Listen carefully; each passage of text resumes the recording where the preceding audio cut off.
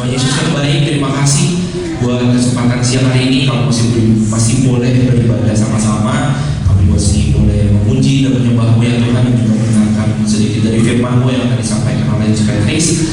Kiranya Tuhan, siang hari ini Kau baca hati kami, Kau persiapkan hati kami, biar kami pulang gak sia-sia, biar kami pulang bisa juga kasih dampak orang-orang di sekitar kami, baik di keluarga kami, teman-teman kami, ataupun di lingkungan di mana kami ditempatkan sama Engkau.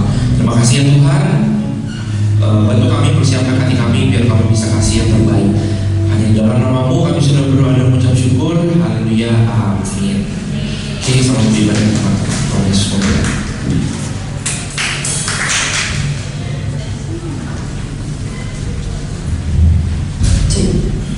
Halo. Halo. Gak ada suara halo. Nice. Oke. Selamat hari Minggu. Kita tutup ibadah enggak bercanda. Ayo. Oke. Gimana perasaan kalian hari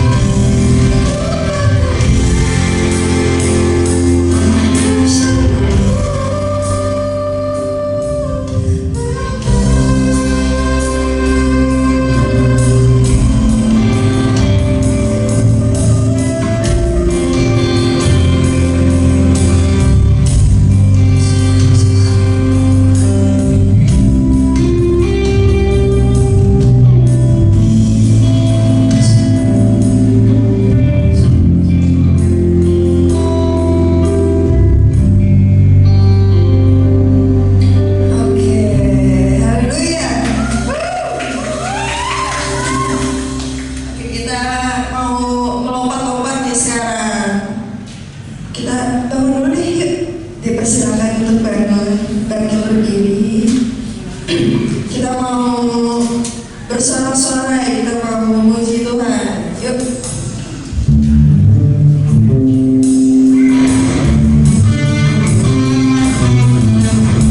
Mana suaranya?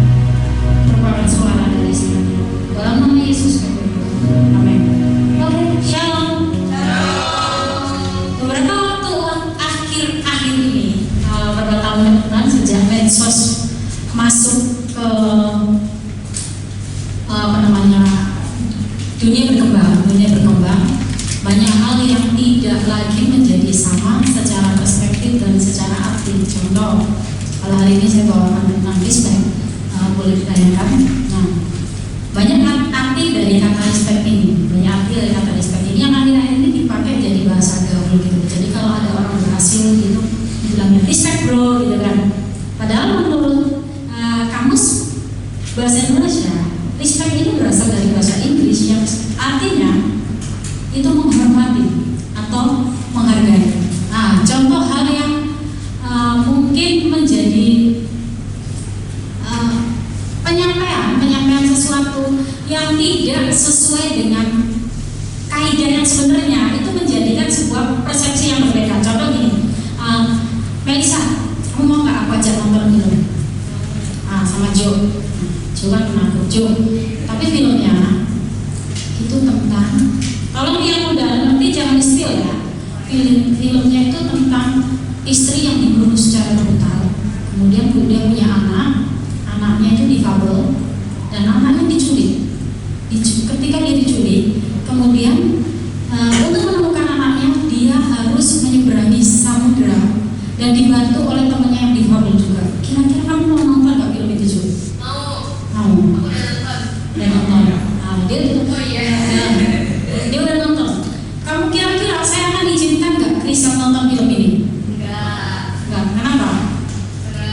Tapi kenyataannya saya izinkan Krisel nonton film ini. Tahu? Kalian mau tahu apa itu judulnya?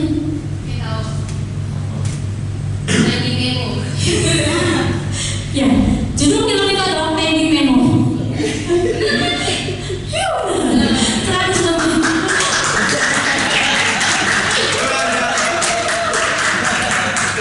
Saya izinkan dia nonton.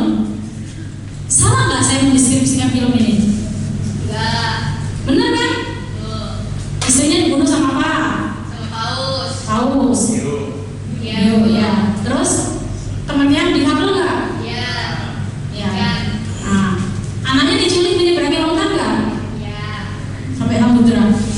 Salah nggak saya mendeskripsikannya? Nggak salah, tapi saya menggiring opini.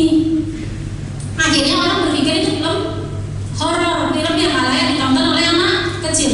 Dunia sering kali membelokkan fakta-fakta kebenaran menjadi sesuatu yang tidak sama lagi karena menggiring. Banyak hal yang sekarang yang menjadi miris di saya secara pribadi, bagaimana anak-anak muda banyak yang tidak lagi merespek dengan benar. Bukan gak punya respek, tapi tidak merespek dengan benar. 3 sosok yang harus kita respek, yang harus kita hormati. Bukan Ibrani 12 ayat 28. Ibrani 12 ayat 28.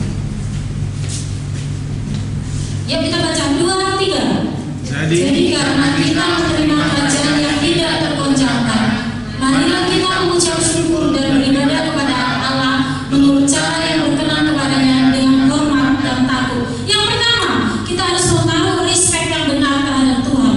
Aku hormat kok sama Tuhan, aku takut kok sama Tuhan. Tapi bagaimana pengertianmu tentang respect yang benar terhadap Tuhan? Paling gampang deh, bagaimana ibadahmu? Bagaimana ibadah kita? Sudah belum kita naruh respect sama Tuhan? Katanya pelayanan, tapi waktunya khotbah ngandalkan ke kamar mandi, cuan. Katanya anak Tuhan pacaran beda agama, cuan. Senggol dong. Katanya udah ditebus sama Kristus tapi masih baperan, cuan. Sadar. Ini sekali. Bagaimana ibadahmu menunjukkan tidak rasa respect yang benar terhadap Tuhan? Katanya guru sekolah minggu, tapi sama adiknya sendiri gak sayang, cuan. Saya senggol terus gitu loh. Iya. Katanya tunduk pada otoritas, gak disetujui dikit aja ngambek, cuan. Katanya satu tim, tapi gara-gara gak sesuai jadi ngambek-ngambekan, cuan. Ya bikin cuan sih loh. Ya, teman-teman, bagaimana respect kita terhadap Tuhan? Gak usah jauh-jauh deh. Kalau kita ngaku kita mengasihi Tuhan. Satu lagi, kemarin yang ramai, yang paling relax, katanya menghormati Tuhan. Gimana kemarin? Kalau waktunya worship lompat-lompat, waktunya dengerin kabar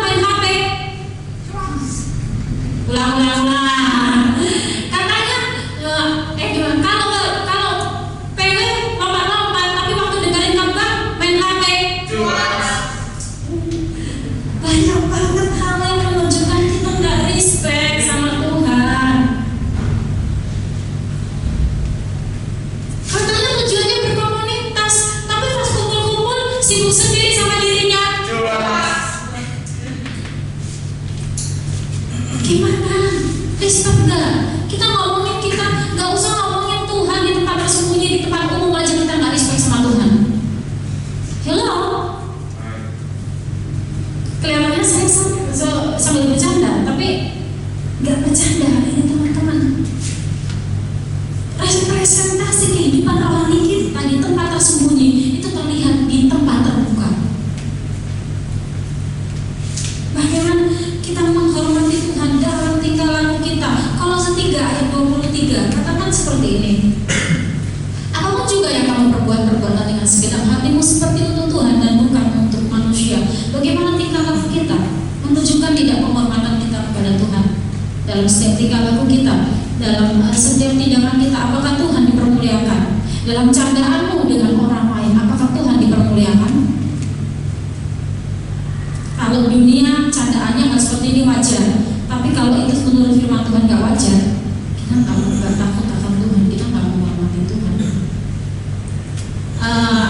Kadang-kadang saya ngerem diri untuk candaan yang sebenarnya itu nggak saya sengaja. Jadi gini, di kantor itu ada yang namanya Burika, ada yang namanya Rika, ada yang namanya Burika. Orang itu ramai gitu loh, hebring banget gitu loh penampilannya. Terus dia tuh kayak kerja berisik gitu, kerja tampilannya gitu, pokoknya gitu. Nah, kalau dia nongol itu udah pasti vibe-nya beda banget. Nah, kan karena saya itu dulunya langsung ngadep ke pintu, jadi siapapun yang datang saya pasti lihat gitu kan. Terus pas suatu ketika dia nongol, saya mau negur dia. Tolong deh teman-teman kasih tahu saya salah nggak negurnya. Saya negur, saya teriak dengan kencang, Buri!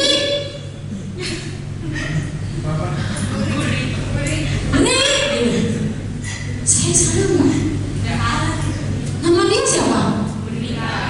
Rika. Saya panggilnya Bu. Saya panggil Buri gitu. Langsung ramai satu ruangan gitu kan, nggak sopan kayak gitu. Karena dia asistennya direktur gitu loh. Terus saya mikir salah saya di mana? Oh iya, saya panggil dia Buri. Habis saya panggil dia Burika. Lah itu nggak sengaja kan. Tapi akhirnya teman-teman saya jadi gitu, Buri datang gitu kan. Jadi kurang ajar ya lama-lama gitu. Ya saya datang, saya nggak mau sok ramah. Saya ngaku dong. Nggak, sebenarnya nggak salah.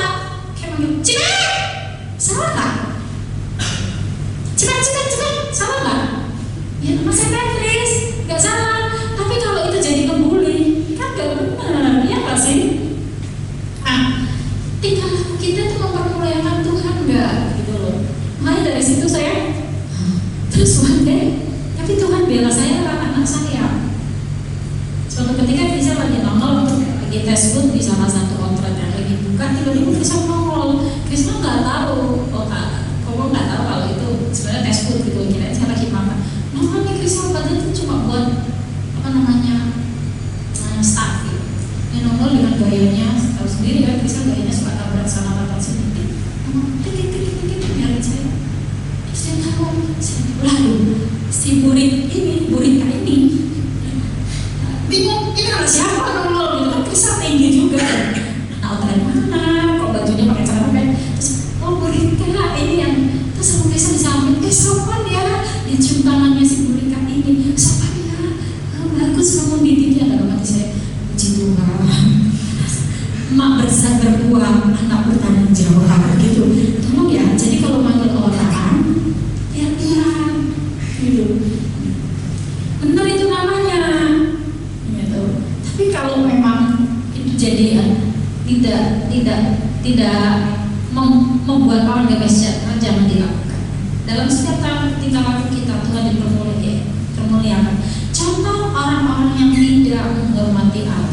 1 Samuel 2 ayat 11 sampai 17 kita baca. Saya ayat 11, teman-teman ayat 12. Lalu melahirkan anak keramat, tetapi anak itu menjadi pelayan Tuhan di bawah pengawasan Imam Eli. 2-3. Namun anak-anak lelaki Eli adalah orang-orang bersila, mereka tidak meninggalkan Tuhan. Adapun batasan para imam terhadap bangsa itu, setiap kali seseorang mempersembahkan korban sembelihan, sementara daging itu dimasak, datanglah bujang Iman membawa garpu bergigi 3 di tangannya dan dicucukkannya ke dalam jana, dalam kulit, atau dalam gelagana, atau dalam riuk. Segala yang ditarik dengan garpu itu ke atas diambil imam itu untuk dirinya sendiri, Demikianlah mereka memperlakukan semua orang Israel yang datang ke sana ke Silo. Bahkan sebelum lemaknya dibakar, bujang itu datang lalu berkata kepada orang yang mempersembahkan korban itu, berikanlah daging kepada imam untuk dipanggang, sebab ia tidak mau menerima daripadamu daging yang dimasak, hanya yang mentah saja. Next. Apabila orang itu menjawabnya, bukan apa itu harus dibakar dahulu, kemudian barulah ambil bagimu sesuka hatimu, maka berkatalah ia kepada orang itu, sekarang juga harus kuberikan, kalau tidak aku akan mengambilnya dengan kekerasan. Sama-sama, 2, 3. Dengan demikian sangat besar orang itu di hadapan Tuhan, sebab mereka benar-benar korban untuk Tuhan. Ini menceritakan tentang awal mula pelayanan daripada Samuel. Bagaimana Elkana orang tuanya meninggalkan dia di Silo, di rumah Tuhan, dan di sana dia diberhadapkan pada teladan yang gak benar dengan anak-anak Imam Eli, yaitu Hofni dan Pinehas. Jadi pada zaman itu bagian dari imam itu gini, kalau ada jemaat lagi mempersembahkan korban, kemudian ketika setelah itu dipersembahkan terus korbannya itu dibakar, bujang imam atau asistennya itu ngambil garpu bergigi 2. Bagian yang nyangkut di situ itu bagian dari imam. Lah Hofni Pinehas enggak, dia maunya daging yang belum dimasak, karena kalau udah dimasak itu kan tawar. Kalau belum dia bisa memasak jadi apapun yang dia mau. Dan ini menyalahi aturan yang seharusnya ditetapkan. Dia menginjak-injak kekudusan Tuhan dengan cara dia. Dan itu dikasih tahu nggak boleh. Dia ngancam kalau nggak diambil pakai cara paksa. Akhirnya kehidupan dari Imam Eli, anak Imam Eli, bayangin anaknya imam, anaknya hamba Tuhan, akhirnya anak-anak mereka mati dan Imam Eli meninggal dalam keadaan kuat dengan kondisi gemuk, dari kursi goyang dia meninggal jatuh. Beberapa waktu ini kita dihebohkan dengan satu peristiwa, anak dari seorang pejabat dia bertingkah dan akhirnya orang tuanya kena imbasnya, dipecat secara tidak hormat di PT dia. Saya ngomong sama Koko, kenapa bapaknya jadi ikut-ikutan kena ya? Koko bilang gini, itu loh yang orang Jawa bilang, arti bahasa Indonesia ini, anak bertingkah orang tua kena akibat. Kalau nggak ada peristiwa ini, kira-kira orang tuanya nggak masalah kena PTDH? Enggak. Jadi anak bertingkah orang tua kena akibat. Kadang kita nggak pikir ini urusan gua, tapi siapa yang sedang kita bawa di situ. Kira-kira kalau kelakuan kita kayak reok, orang tua yang kena siapa? Orang tua. Kalau kelakuan kita bagus, yang kena siapa? Orang tua. Gitu loh. Kita nggak mikir. Kita ini anak Tuhan. Kita nggak pernah menghormati kekudusan Tuhan dalam tingkah laku kita, yang kena siapa? Hari-hari ini saya introspeksi diri banget. Saya sama keluarga saya katakan, orang tetap kenal kita sebagai hamba Tuhan dimanapun. Panggilan kita di situ. Kita nggak pegang apapun, panggilan kita di situ. Jadi kita tetap naruh diri. Saya kadang ingetin, oh itu kan musuhnya dia angkot ya. Dari dulu. Nah, musuhnya angkot, Jonathan juga ya bagus. Musuhnya cowok angkot. Kan mereka nggak baper ya. Mereka mau balas-balasan sama angkot kan nggak pakai hati. Nah kita ya bisa pikir belakang pakai hati nggak nih? Ya jujur kita pakai hati nggak? Kita baper nggak? Hari kita rusak nggak?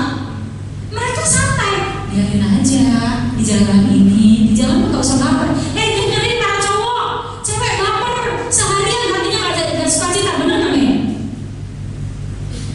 Gitu, tinggal laku kita. Ayo, saya kadang terus suatu ketika sempat anak kita bilang gini, Pak, pulang gereja Pak, hatinya sudah dapat sejahtera Pak, sudah sukacita, jangan begitu Pak. Nggak apa-apa, ya memang papanya nggak apa-apa sebenarnya, cuma kita kenapa gitu loh. Bukan masalah apa, kalau mau ke Gores kan mau belajar kurang. Enggak, ya ini contoh gitu. Dalam setiap tingkah laku kita, nama Tuhan dipermuliakan. Dalam setiap perbuatan kita, nama Tuhan dipermuliakan. Di tempat yang terang benderang, Tuhan dipermuliakan enggak? Kalau kita mau lihat kehidupan pribadi kita, bagaimana kita bersikap di tempat umum. Bohong! Kalau bilang, aku mah kalau di gereja gitu, nggak mau nyanyi, diem aja. Tapi kalau di kamar aku jemaat, bohong. punya waktu bareng-bareng aja kita jahit, gimana kalau sendirian? Aku mah kalau di gereja mainan HP, tapi kalau di kamar sendiri aku baca Alkitab. Bohong, saya jamin.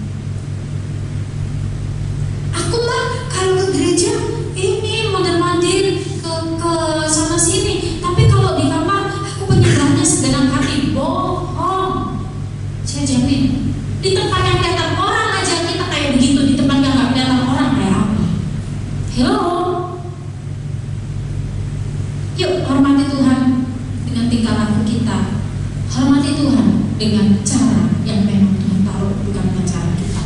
Nah, yang kedua, siapakah yang harus kita hormati? Imamat 19 ayat 32. Tolong membaca, jangan.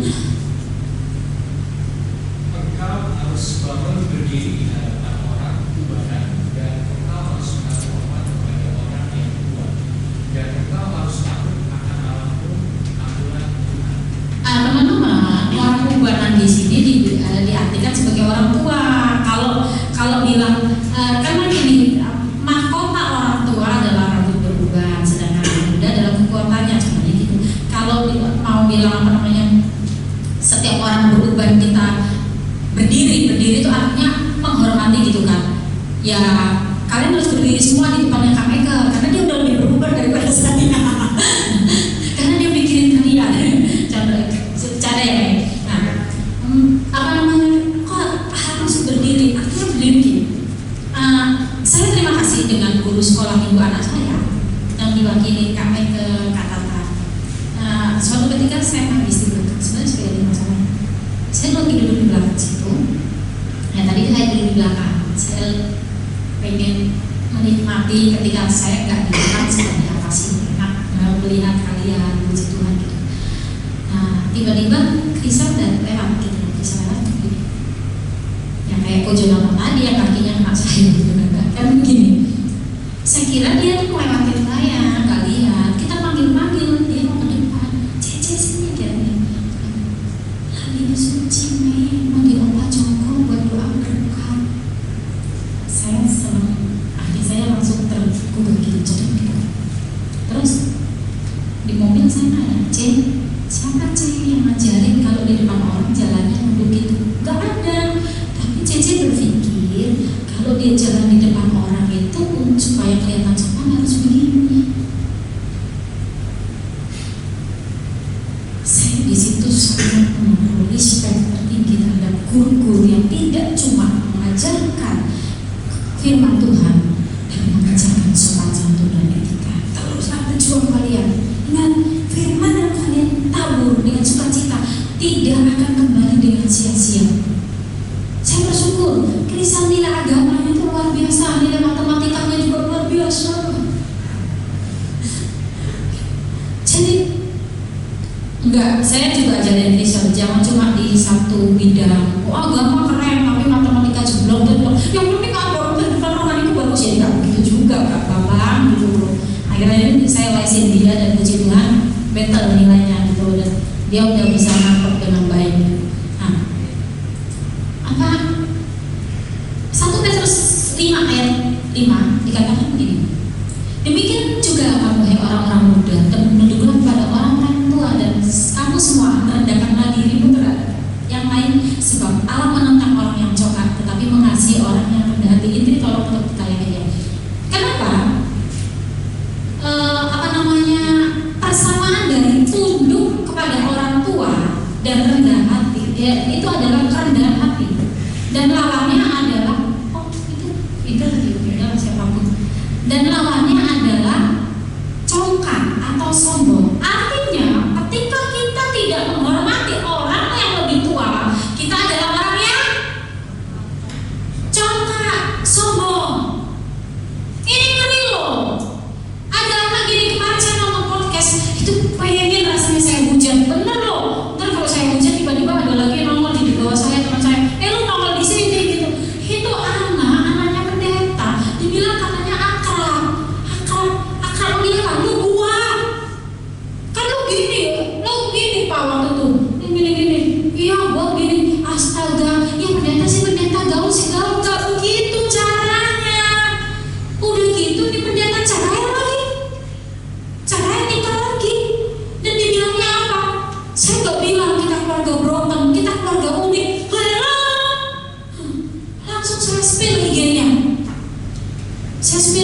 dan saya pengen murka di situ. Ada yang ngaku-ngaku mungkin tahu. Berarti kalau teman-teman ngaku-ngaku dan saya spill di sini, teman-teman tahu saya nggak sepakat dengan itu. Saya nggak akan sepakat. Karena podcast yang dibawakan adalah apa? Dia bilang, bagaimana hidup setelah bercerai? Saya kira dia nggak nikah lagi gitu loh. Nikah lagi, astaga. Dan dia cerainya dalam posisi dia udah jadi pendeta. Saya nggak pernah sepakat, tapi itu bukan berarti saya nggak respect sama dia. Saya tetap hormati dia. Gitu. Tapi sama dia sama anaknya kan aktor.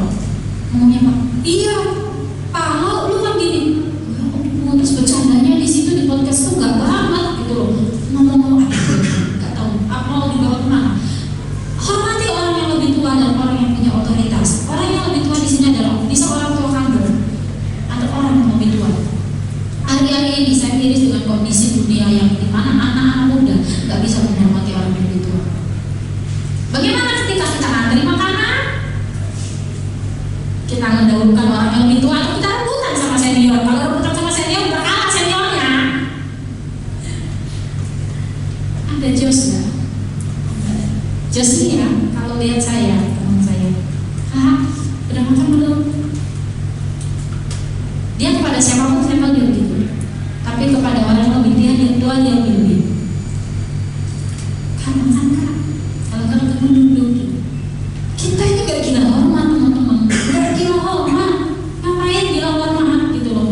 Tapi sedih kalau tahu orang gak punya ada gitu loh. Sedih gak? Gitu. Makanya saya selalu ajarin Krisel, duluin oma yang ambil, bukan omanya minta di harganya di tempat yang tertinggi. Bukan berarti omanya mau makanan itu semua kan enggak. Jangan sampai orang kayak gak pernah makan gitu loh. Ya menghormati yang lebih tua, ngantri tiba-tiba nyerobot. Saya pernah nyemprot Bang Alfa gara-gara apa? Krisel aja ngerti antri gitu loh. Krisel ngantri paling belakang masih TK dia gitu. Terus tiba-tiba ada anak SMP atau SMA, lupa saya. Biasanya aja. Tiba-tiba Mbak di rumah aja. Saya disuruh terus Mbak, dia ngantri di luar di sini dari tadi. Saya gitu. Dia ngantri dari tadi di sini. Ini baru datang. Terus banyak dia. Saya bilang, kalian juga. Ini anak TK, dia masih pakai baju TK. Tahu ngantri. Kalian baju SMP nggak mau ngantri. Langsung ke belakang. Lama jangan dilawan. Masalahnya saya bukan marah Krisel di Singapura. Saya marah lihat cara mereka. Saya kesel gitu. Saya bilang jangan sampai Krisel kayak gitu. Tahu nggak? Sekali-kali Vio yang sering belajar Krisel di Alfa, Elsa. Lihatin, Krisel itu kalau lihat barang nggak pada tempatnya dia akan balikin. Sekalipun bukan dia yang berbuat. Pernah lihat Krisel lagi? Dia lihat. Misalnya, ini barang nggak di tempatnya. Dia balikin jadi di sini lama. Dia balikin itu barang-barang Indomie. Misalnya orang nggak jadi beli itu naruhnya sembarangan. Dia balikin. Kapan cek kasihan mbaknya. Yuk teman-teman, belajar hormati orang yang lebih tua. Hormati orang yang seharusnya kita bantu seperti itu. Nah, yang ketiga, saya seperti Roma 12 ayat 10 katakan gini, hendaklah kamu saling mengasihi sebagai saudara dan saling mendahului dalam memberi hormat. Teman-teman, konteks di sini berbicara tentang kita menghormati sesama. Jadi artinya gini, jangan kadang gini, mau nyapa dia, segan orangnya diam aja kepada disapa. Firman Tuhan ajarkan kita apa? Saling mendahului. Besok-besok saling mendahului. Dia belum nyapa, udah sapa dulu gitu ya. Sekarang enggak, nunggu disapa. Males, ngapain? Diajak gak pernah negur dua. Saya tuh ada di lingkungan yang lumayan toksik teman-teman di tempat kerja. Serius. Dari tempat yang mungkin levelnya sama, tiba-tiba levelnya rada turun gitu kan. Secara sosial gitu, bukan saya naruh diri gitu enggak. Cuma gimana sih gitu ketemu orang yang papasan aja nggak negur kadang-kadang kayak gitu. Saya negur dulu lah waktu dari 2 bulan lalu saya dipindah divisi gitu. Saya sempat kesel, marah sama atasan saya gitu karena waktu saya di divisi yang pertama saya tuh stres.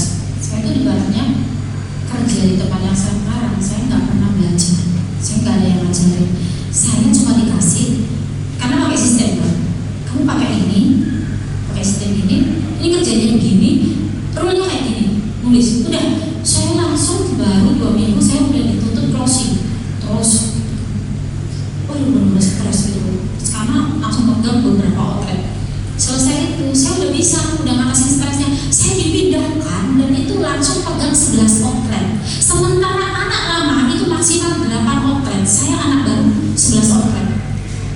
Ada anak baru dikasih 4 outlet, saya yang waktu itu baru dikasih sekitar 8 outlet.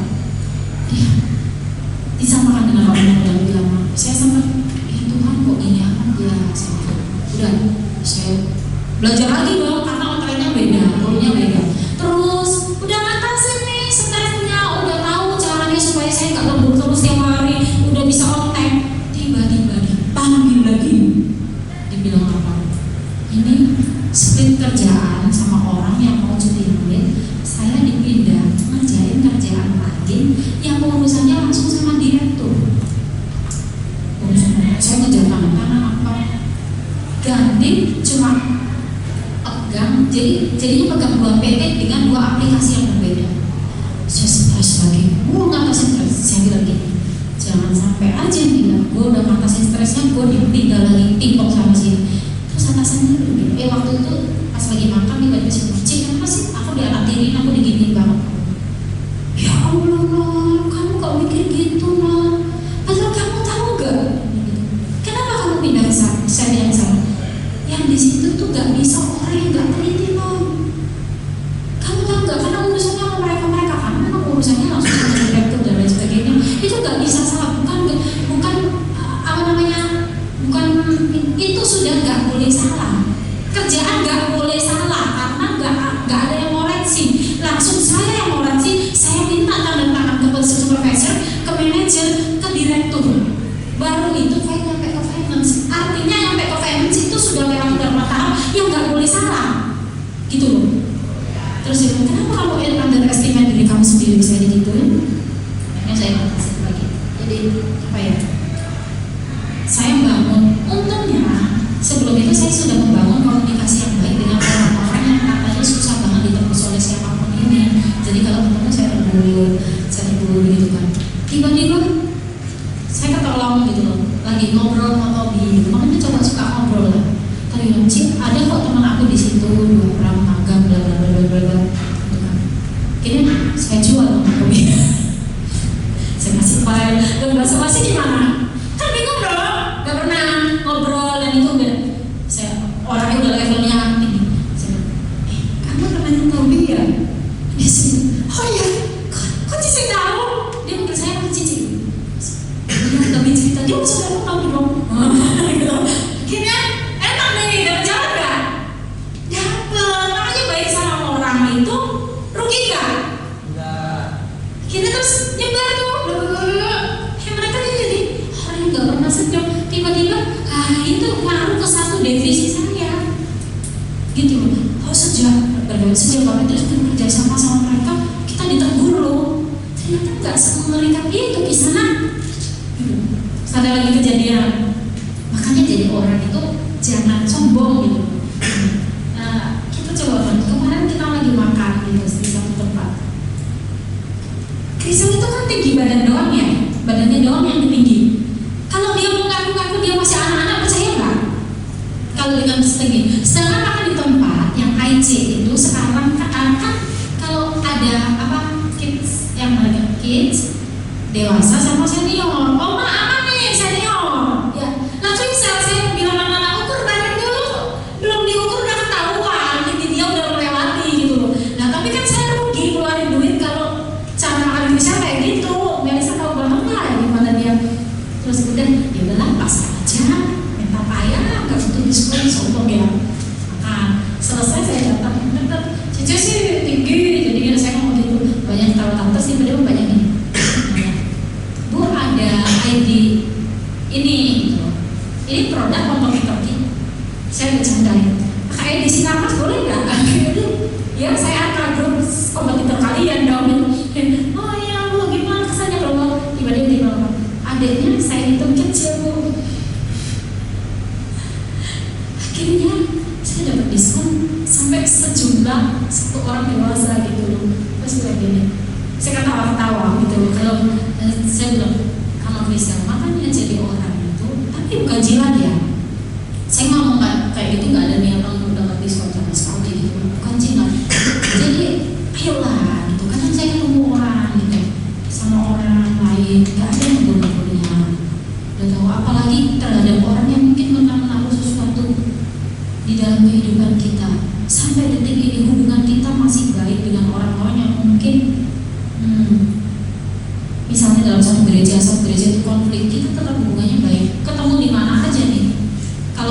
sih, tanyain. Kalau orang lama kenal kok Anton enggak, tanyain.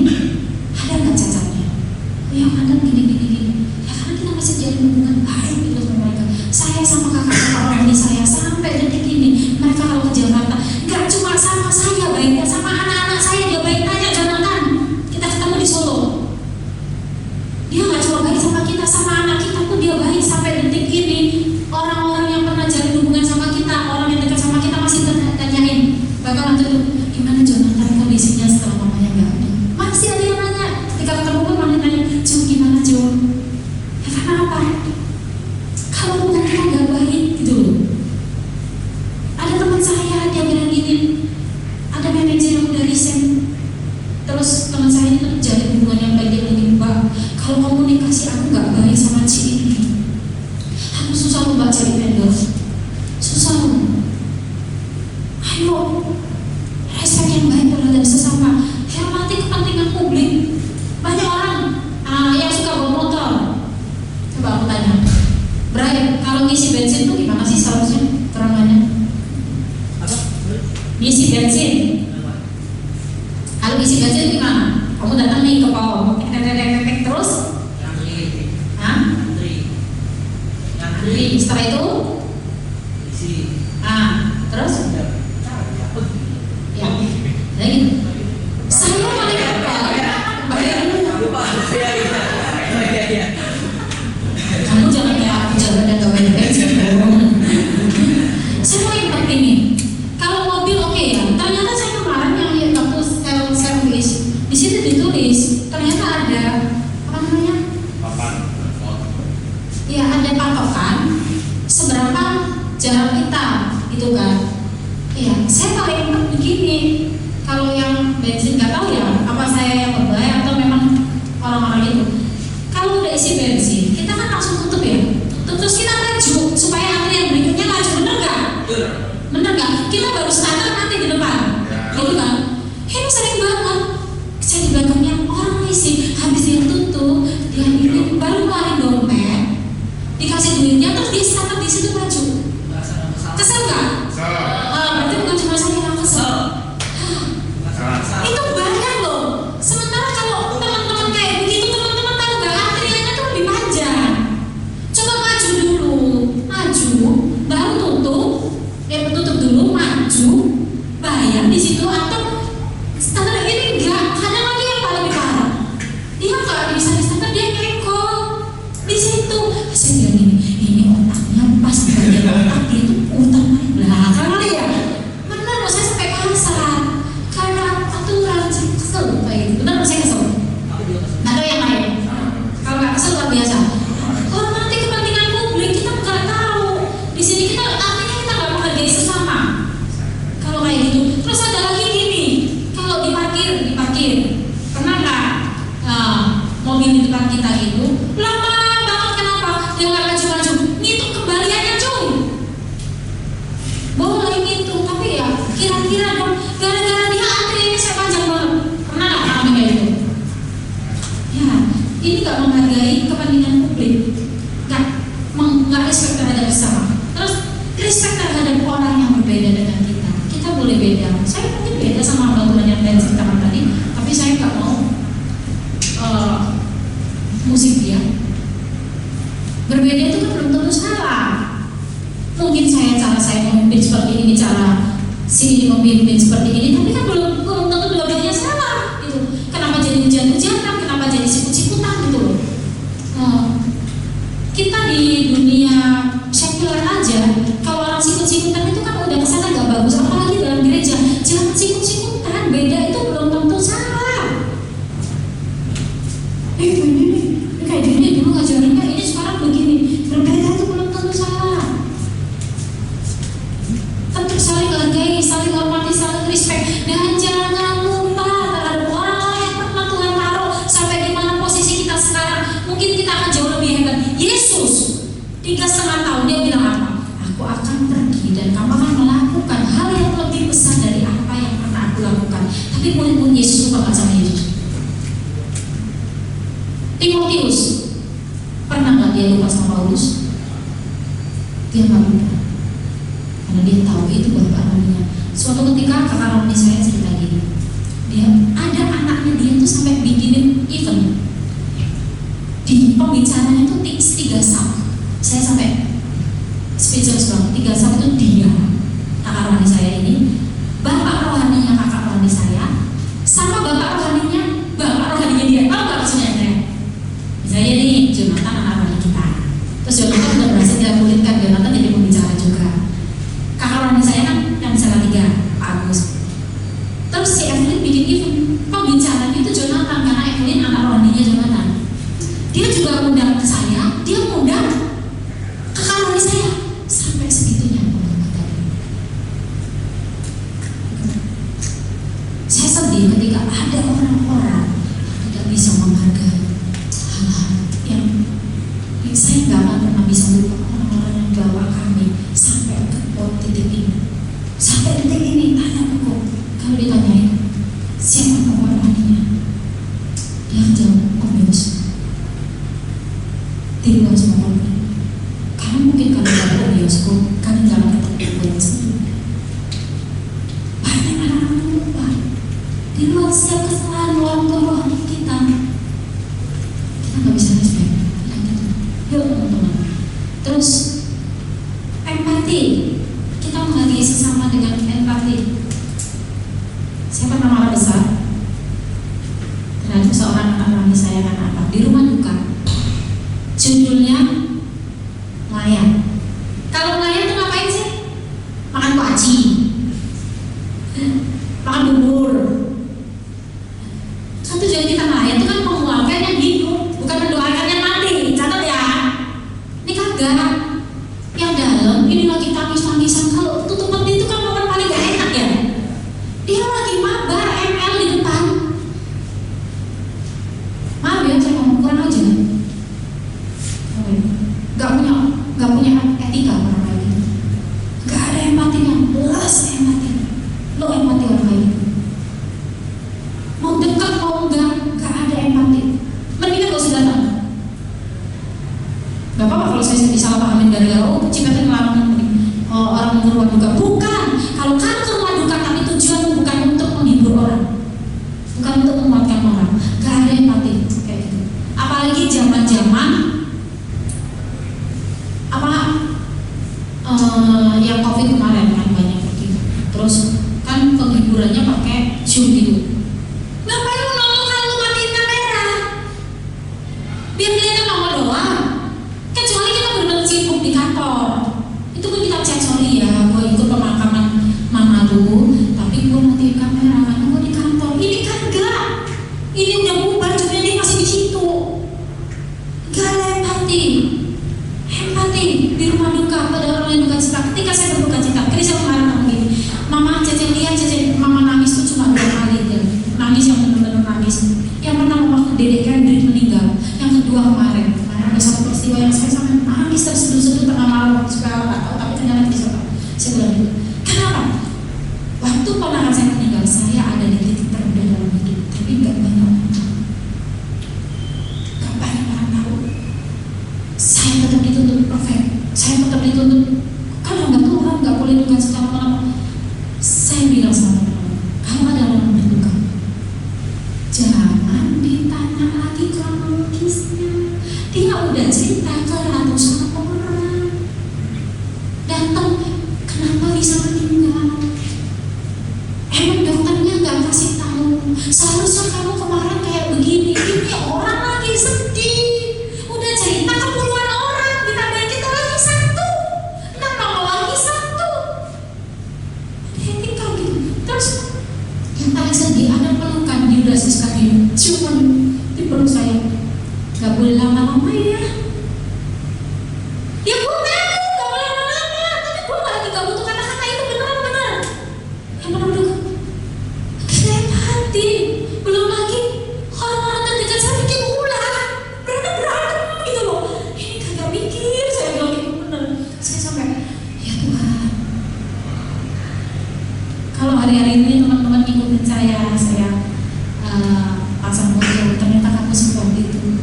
Saya selalu bulan ini 1 tahun kalau saya meninggal. Ternyata Tuhan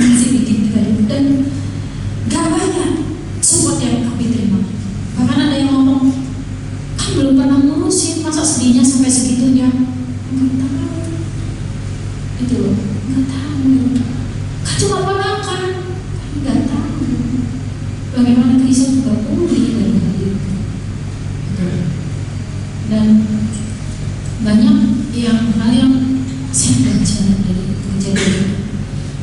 Jadi teman-teman, mungkin benar kita ngomong sesuai kebenaran, tapi lihat timing. Kalau timingnya nggak pas, percayalah itu bukan bikin orang naik, tapi down. Gitu. Dari situ saya belajar ketika teman saya ada yang sedang berduka atau sedang apa, kalau saya nggak bisa bantu dia, minimal saya nggak nambahin masalah dia. Sampai ada satu teman minta maaf ketika saya nulis sesuatu, dan saya bilang ini, sorry sebagai sahabatku, gua gagal mendukung. Dia menulis ini, kata-kata sabar, kata-kata yang kuat, kata-kata Tuhan nanti gantikan yang lebih baik, kata-kata jangan berduka seperti orang yang tidak mengenal Tuhan. Gak lagi lu butuhin saat itu, tapi lu cuma butuh dimengerti. Sorry kalau waktu itu gua belum ngerti. Yang sekarang gua bisa katakan cuma gua ada di samping lu. Kata-kata itu langsung bikin saya berat dan saya berhenti nyalain orang-orang. Pada waktu itu asal teman-teman tahu, saya sampai ada di titik saya benci dengan orang-orang di sekitar saya yang gak bisa ngerti kondisi saya. Sampai banget ada sahabat saya telepon, si Korea ini telepon gini, Cik, kalau Cici mau jadi manusia sekarang saatnya Cik, masih banyak apa?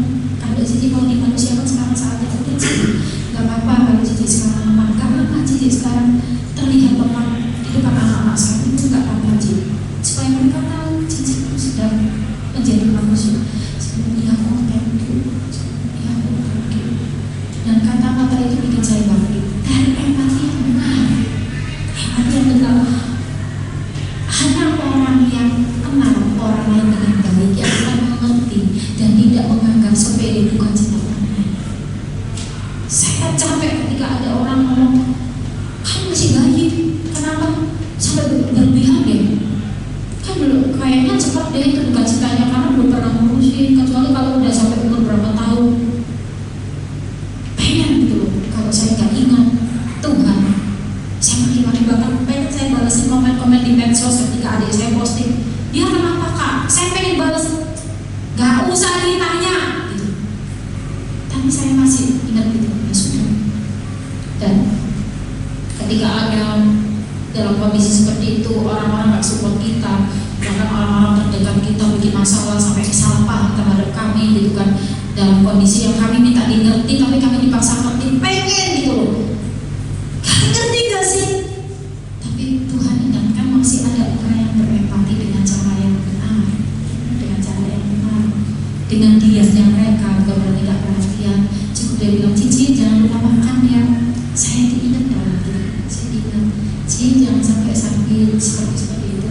Dan akhirnya saya mampu bangkit gitu, dan saya belajar. Akhirnya ada sebuah tulisan yang tertulis, menjadi manusia di tengah duka cita gitu. Banyak orang yang dipaksa untuk tidak menjadi manusia dalam duka cita, sok kuat, sok hebat gitu. Kok hamba Tuhan harus ini? Ternyata ketika saya ketemu sama teman-teman saya, orang-orang yang satu frekuensi dengan komunitas-komunitas hamba Tuhan, mereka bisa ngerti loh. Ya lo capek ngurusin jemaah, capek lo gini. Wajar lo kalau kamu perlu diri, perlu breakdown. Saya bisa bangkit gitu. Dan ketika itu terjadi, karena apa? Karena ada orang yang respect terhadap saya dan kondisi saya. Teman-teman, coba lihat seberapa kita mengerti penderitaan orang lain, seberapa kita mengerti kondisi orang lain, orang-orang yang saat ini sedang butuh support, tapi kita nggak mau.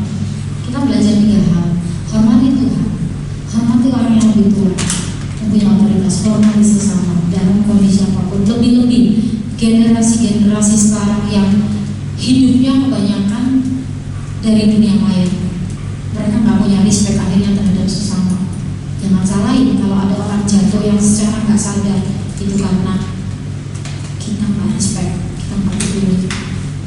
Waktu itu kita pernah setel film letter from him, bagaimana orang sampai binasa karena temannya nggak peduli. Saya bilang, saya dulu nggak bisa ngertiin orang lain yang bilang dia merasa sepi dalam keramaian. Pernah ngeliat gitu kan? 1 tahun ini saya pernah merasakan. Saya ada di dalam banyak orang, tapi saya merasa sendiri, saya canggung gitu. Dan aku justru ada yang salah paham. Terus lagi dijauhi orang banyak, bukan.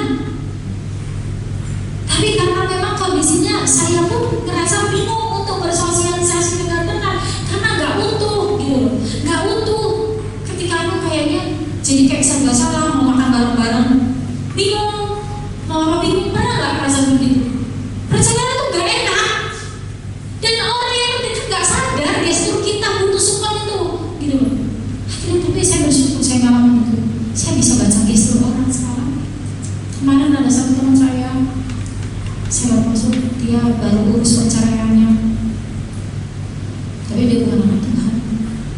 Karena saya lihat gestur dia seolah-olah buat, tapi dia sebenarnya dia lagi sendiri dalam keramaian. Akhirnya dia bilang apa? Mbak, kalau gak ada Mbak waktu itu, aku udah bunuh diri. Saya kaget begitu. Tapi itu saya bukan dalam kondisi baik-baik saja.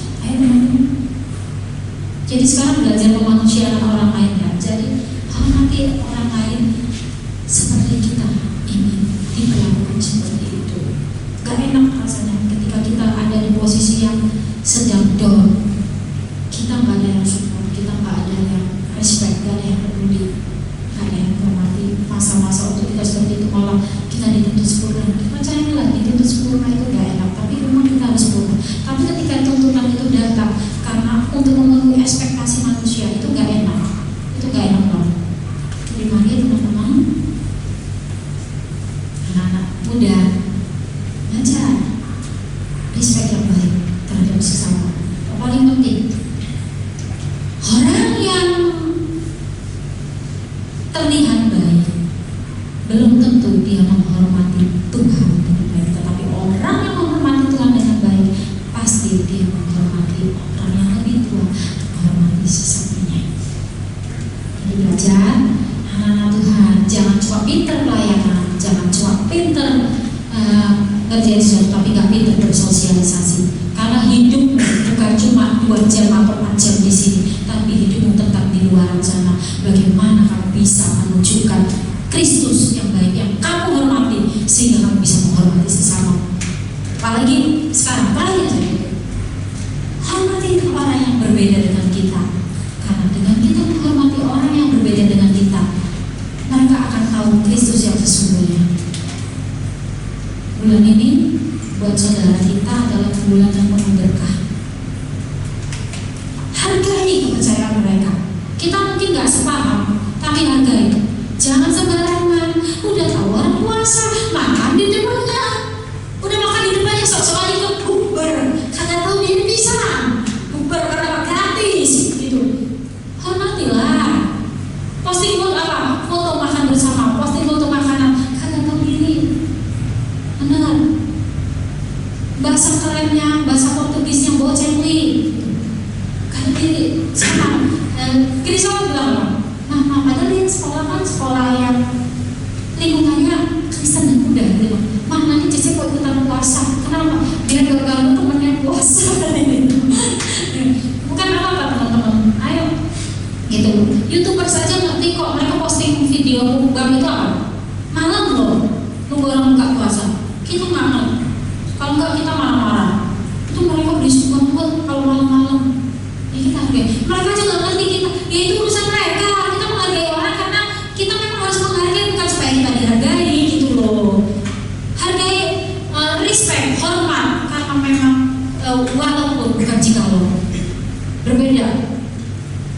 Sekalipun kita nggak dihormati, tetap kita hormati karena memang itu kualitas kita. Mulai sekarang coba firman Tuhan katakan yang terakhir terhadap sesama, saling mendahului dalam berdoa.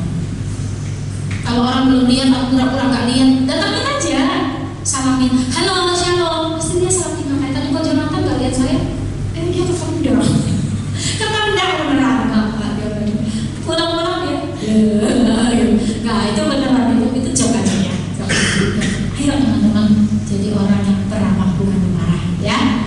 Oke, nah Tuhan sesuai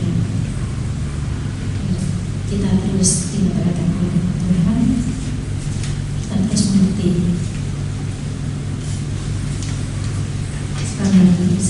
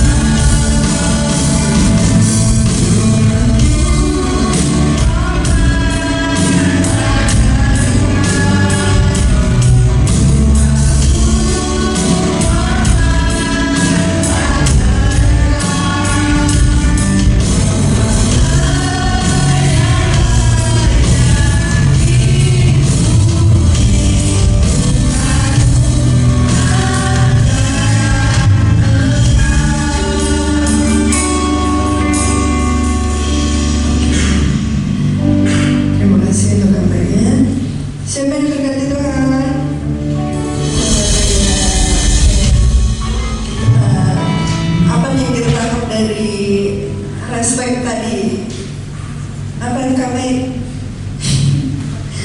iya, kita harus tetap menghargai, harus berempati kepada setiap kita, apapun hal kecil yang mereka lakukan, apapun kayak perbuatan-perbuatan kecil, kita tetap harus menghargai dan respect.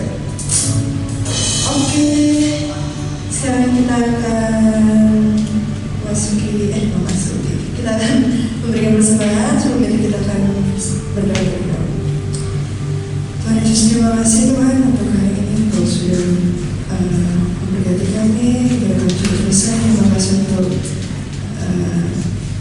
firman Tuhan Kau berikan. Daripada Kau memberi Tuhan, Kau berkati setiap kami, Kau berkati tanah kami memberi, biarlah apa yang kami beri bisa membawa kerajaan dari surga. Terima kasih di dalam Tuhan Yesus. Amin.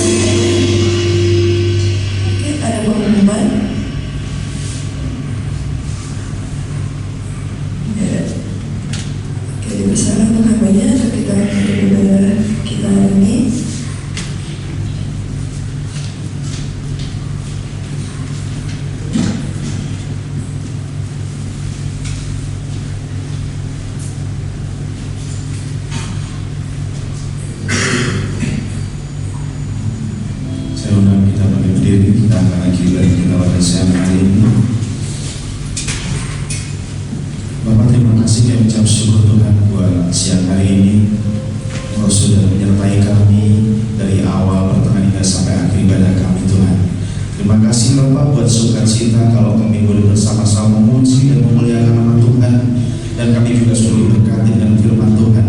Respect terhadap Tuhan, respect terhadap orang yang lebih tua, dan respect terhadap sesama. Mari Bapa, biarlah Kau ajarkan kami Tuhan, anak-anak muda Tuhan, untuk kami memiliki respect yang benar terhadap Engkau, memiliki respect yang benar terhadap orang-orang yang lebih tua, memiliki respect yang benar terhadap orang-orang sesama kami Tuhan, teman-teman kami Tuhan, dan dimanapun kami berada Tuhan.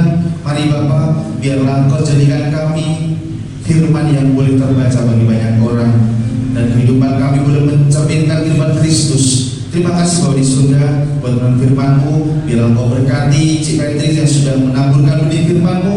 Kau pakai hamba-Mu Tuhan lebih lagi dan lebih heran lagi dimanapun Kau berada Tuhan. Memberkati pekerjaannya, memberkati setiap aktivitasnya, masa depannya Kau berkati Bapak dimanapun Kau berada Tuhan. Kau memberkati. Terima kasih Bapak. Kami juga sebentar lagi akan meninggal tempat ini Tuhan. Biarlah kiranya sukacita surgawi melimpah dalam kehidupan kami, dan kami boleh membagikan kepada orang-orang sekitar kami, kepada keluarga kami, kepada setiap orang yang kami temui. Terima kasih Bapak. Sebelum kami pergi meninggal tempat ini Tuhan, kami rindu dan berdoa dari Engkau. Mari kita angkat kita berdoa. Tuhan berkati Engkau dan melindungi Engkau. Tuhan menyertai Engkau dengan wajahnya dan Engkau kasih karunia. Tuhan menyertai wajahnya kepadamu dan beri Engkau damai sejahtera. Biarlah yang berkat dari Bapa surgawi, cinta kasih dari Tuhan Yesus Kristus yang telah rela mati di kayu salib menebus dosa-dosa kita semua, dan penyertaan Kudus yang manis, yang lembut, yang terus menyertai kita dari sekarang sampai Maranatha. Tuhan datang lagi yang kedua. Setiap kita sudah berdekat, mari kita sama-sama